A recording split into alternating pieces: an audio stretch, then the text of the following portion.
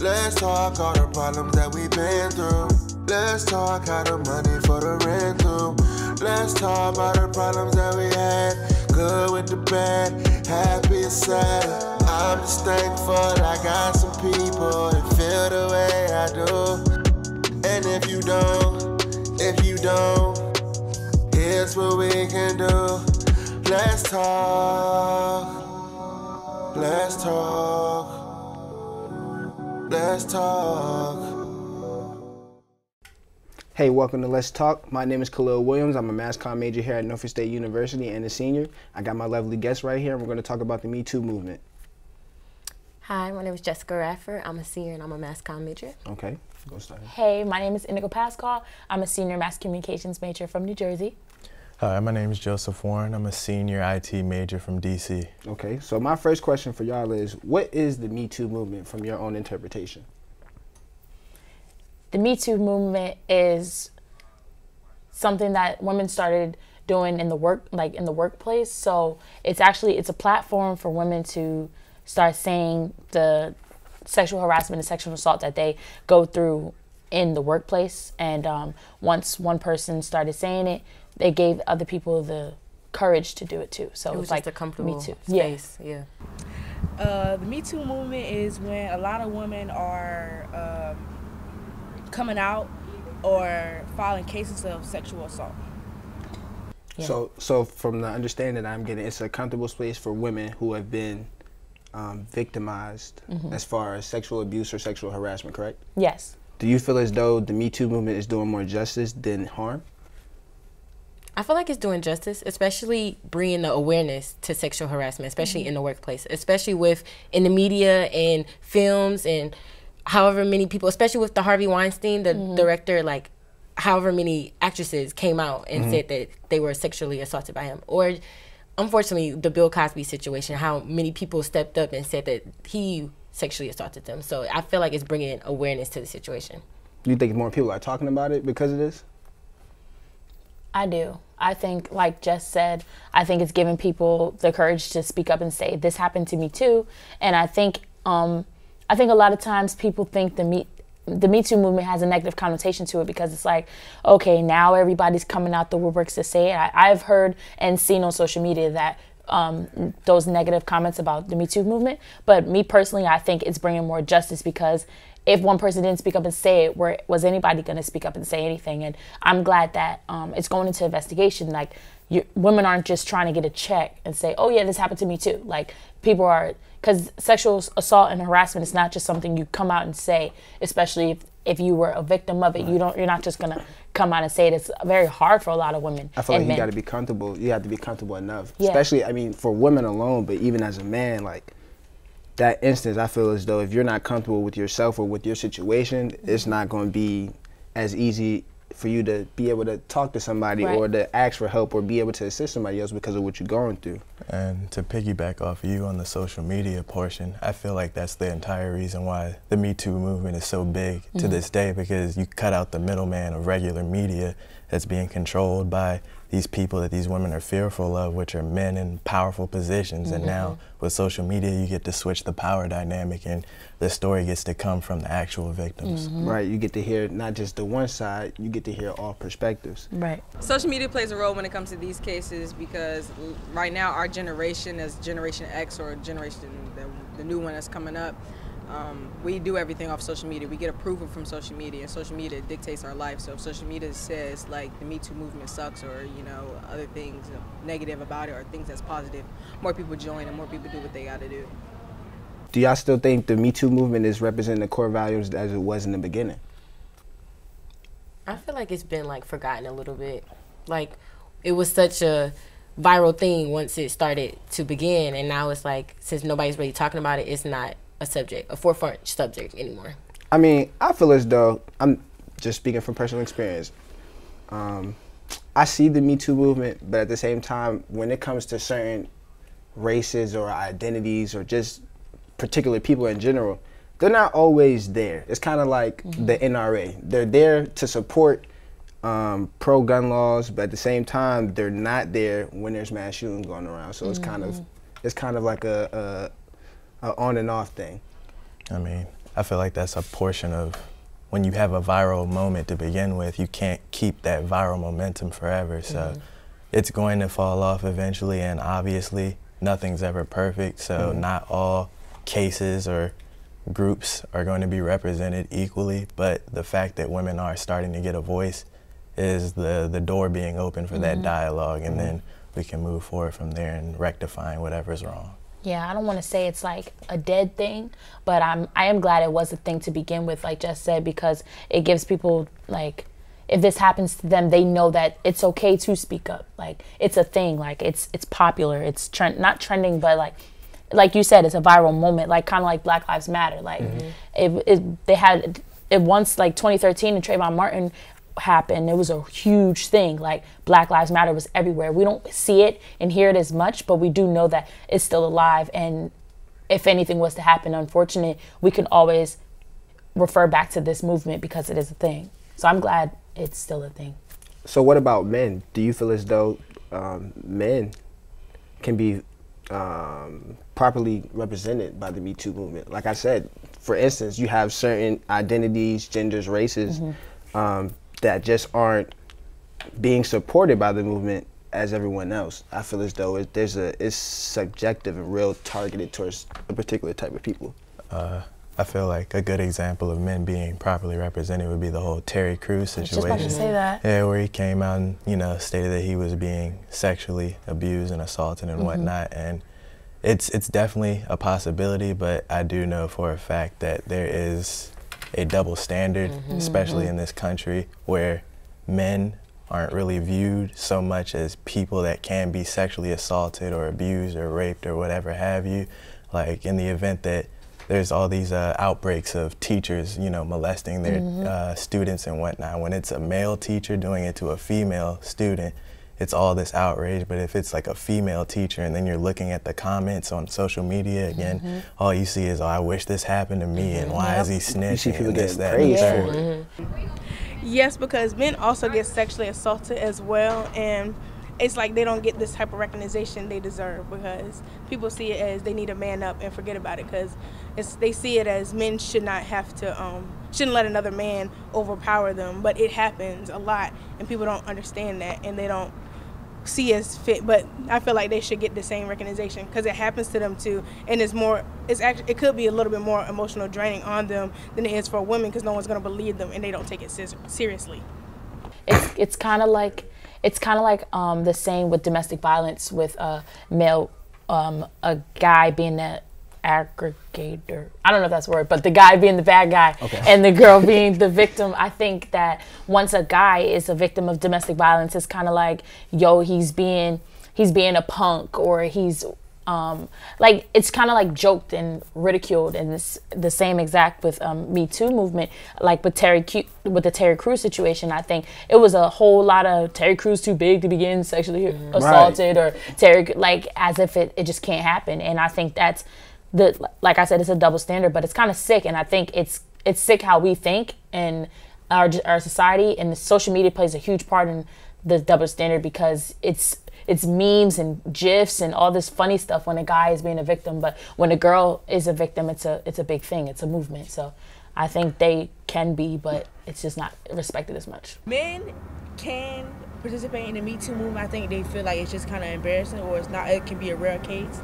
So they definitely can be included as well. That's why I feel is I don't think there is enough respect in that aspect as a man. You thinking like, okay, you a dude. You probably power dynamic. Yeah, you probably liked it. That don't, just because I'm a man and I like sex doesn't mean that I want to be raped. Exactly. Or I want to be sexually harassed or sexually assaulted. I might just be trying to study, read a book, and you over here trying to fill up on chill. Word. You don't gotta do all that. But what about the Antonio Brown situation? How do y'all feel about that? Do y'all think he's guilty? Enlighten me on that situation. So, you know, recently after he was going through the situations he was going through with the NFL and switching teams, he was recently accused of a sexual assault. 2 of them, actually. Yeah, Two of them? Yeah. See, you know more about the situation than I do. I feel like you could give us the insight on this if you want to. No, it's just he's been kind of the bane of the NFL's existence for a little while now because he's been forcing his way out of different teams, and he finally got into a situation he thought was going to help his career, being with the Patriots, and he ended up being accused by, I believe, a former trainer and his ex about sexual assault, and so they ended up letting him go, and because of his tendencies, he's been hitting social media and letting everybody know that he's been unfairly let go and this, that, and the third. But I feel like personally, with as deeply connected as the Patriots are, Bill Belichick being a multi-billionaire and whatnot, I feel like he's got connections to the police or whoever it is that's involved, and so he probably saw something that was incriminating enough for it not to look good on the organization if he kept him around, because they kept him after the first one, but once the second one came around, they had to let him go. So. I think that was unfair. I don't agree. I think that was really unfair, but you know, that's the game. It's the NFL. So do you feel as though because of that, he has 2 accusations? You think it's okay for him from a business standpoint that he should be let go from his endorsements and everything he's got going on for him right now? In the court of law, it's guilty until proven innocent, but in business, a lot of times it's innocent, you know, or guilty until proven innocent. My fault. You got the gist of what I was trying to say, but you've got a lot of money tied up in this, and a lot of people that have empathy for female plight and just plight of sexual assault victims in general are going to end up looking at this and saying, okay, you're endorsing them, and if he's accused of doing this and he hasn't held himself to any sort of accountability or responsibility, and that in turn means you are okay with that kind of action. So I'm not going to be giving you my business anymore. So in order to cut out that possibility, typically let him go. I agree. I think that if this were to happen 30, 40 years ago, he wouldn't have lost, well, let's say 50 years ago. If this would have happened 50 years ago, I don't think he would have lost his job because it wasn't highlighted, it wasn't talked about, and I feel like the Patriots,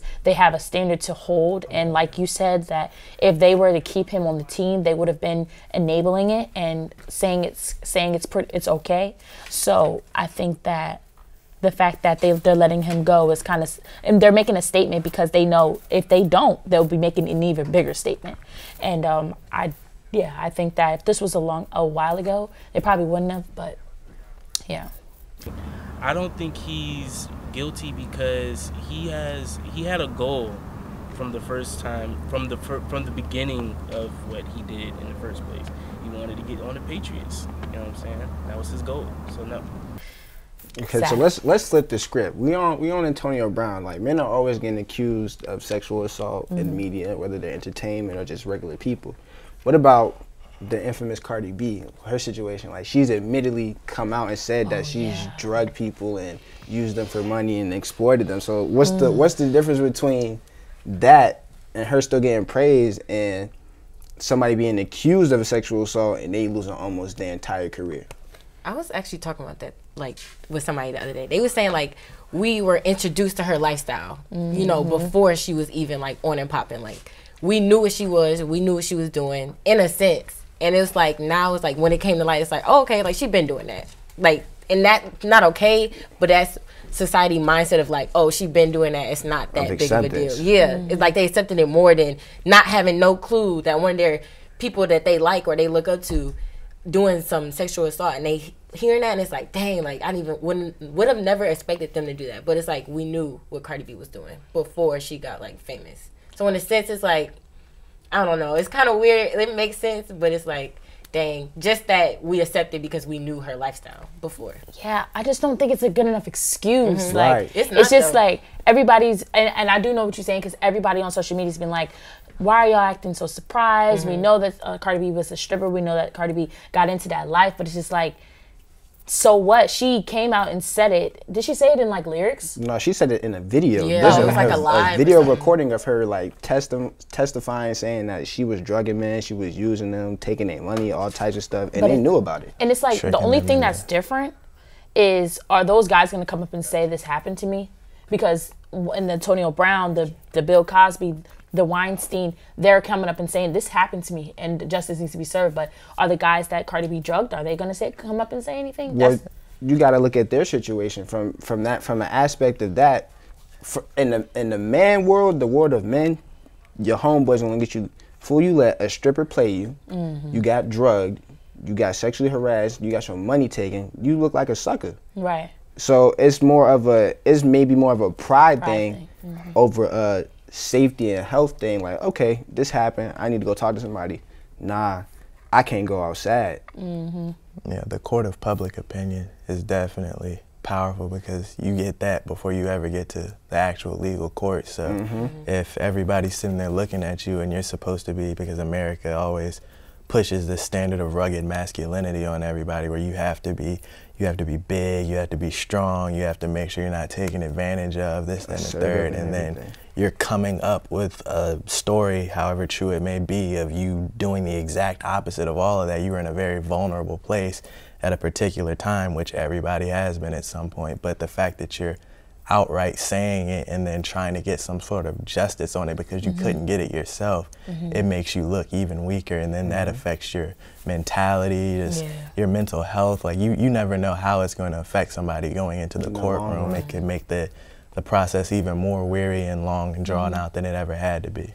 See, even with the Terry Crews situation, we're talking about social media, like when he started saying he was sexually assaulted, they were saying you too big. And I remember seeing one comment, bro, it's like, this man got sexually assaulted, I refuse to believe it. And it's crazy. I'm sitting here like, bro, just because bro is like 300, 400 plus pounds or muscle don't mean that they can't pop him a little ecstasy or a roofie and get him off the green bar. Be manipulated, You know?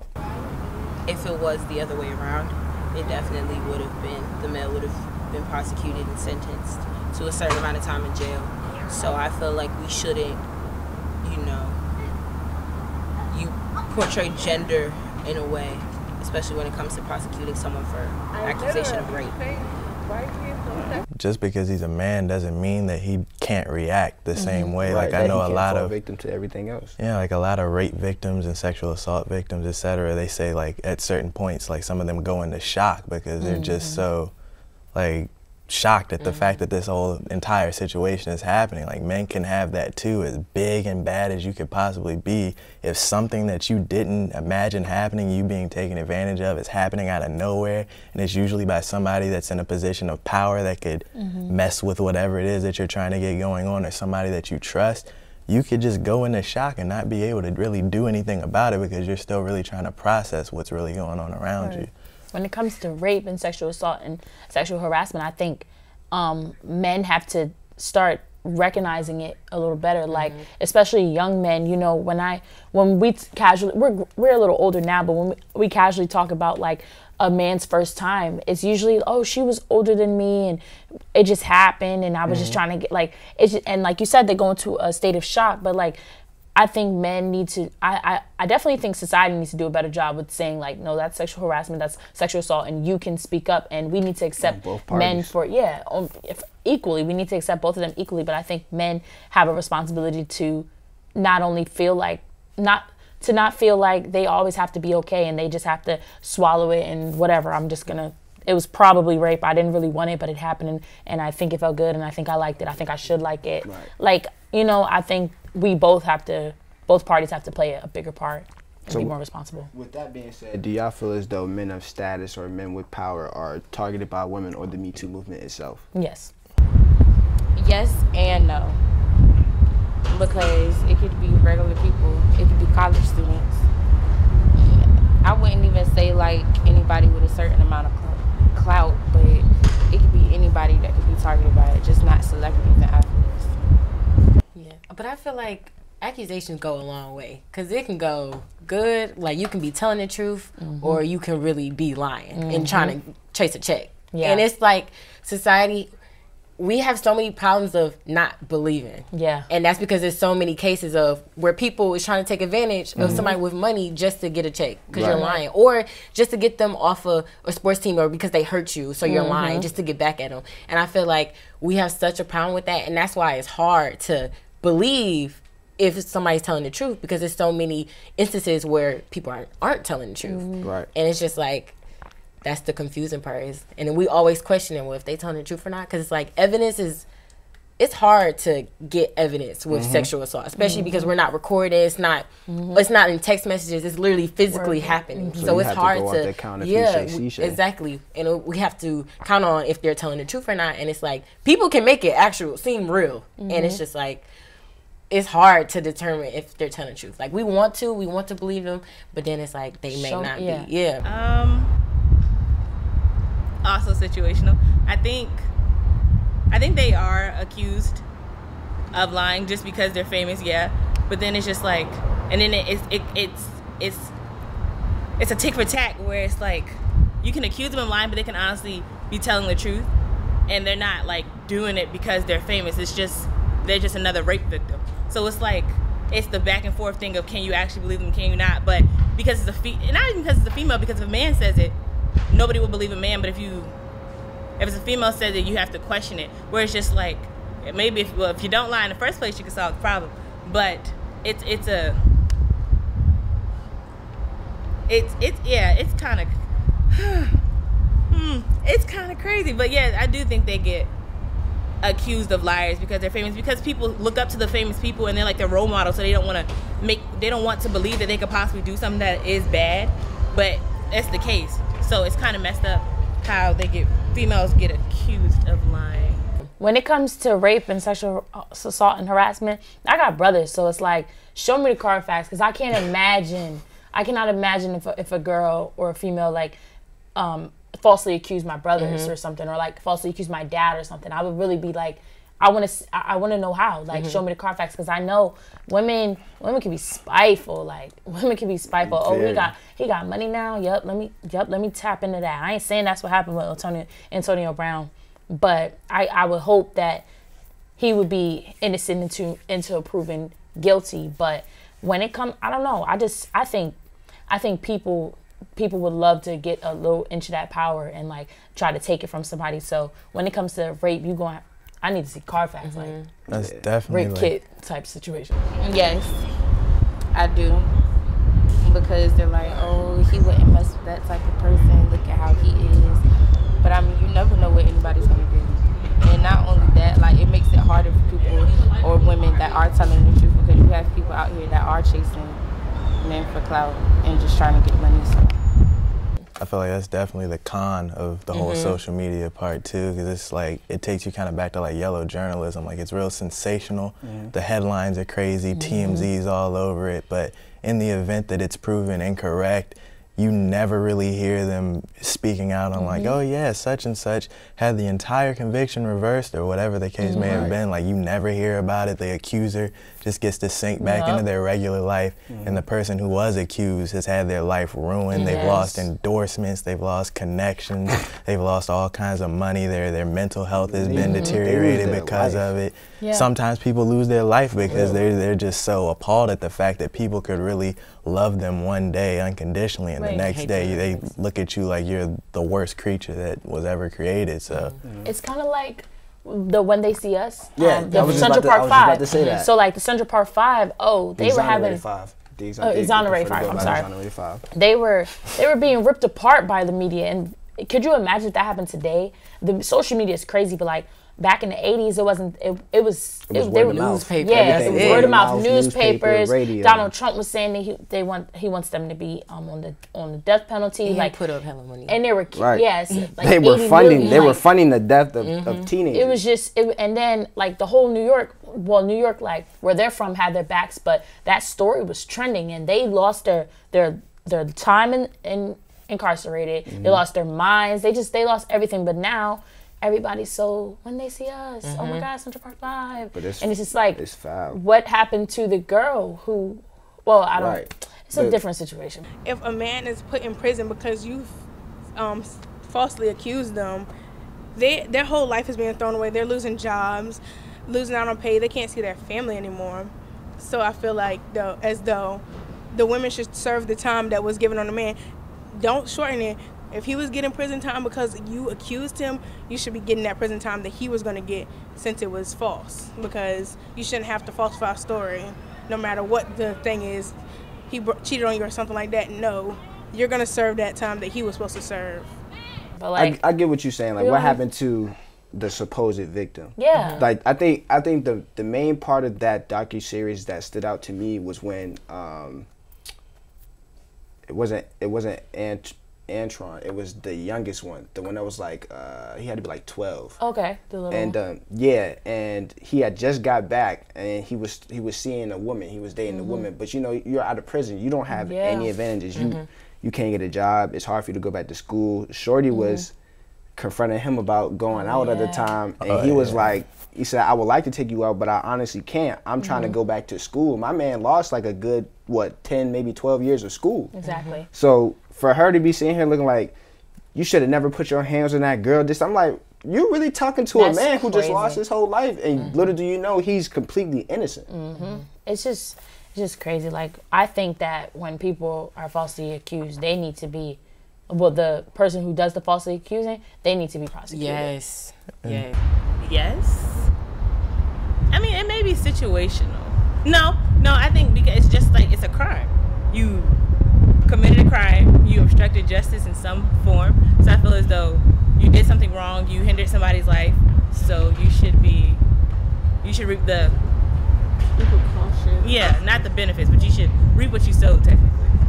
I believe so. I don't think they should get the death penalty, but I definitely think they need that. They need that backlash. They need that backlash for real. Yeah, that's crazy. Because it's not fair to have an accusation literally crumble your entire life. That'll stop you from getting job applications.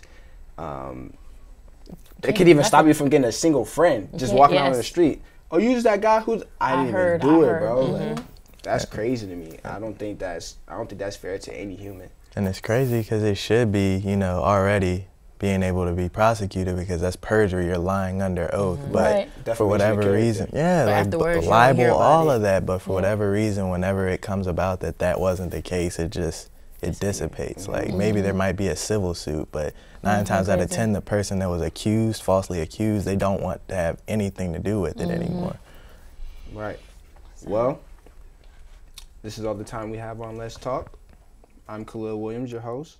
Thank you to Jesse, Indigo, and Joe for coming out and talking to us about the Me Too movement. We'll see you guys in the next episode. Let's talk all the problems that we've been through. Let's talk how the money for the rent through. Let's talk about the problems that we had. Good with the bad, happy and sad. I'm just thankful I got some people that feel the way I do. And if you don't, here's what we can do. Let's talk. Let's talk. Let's talk.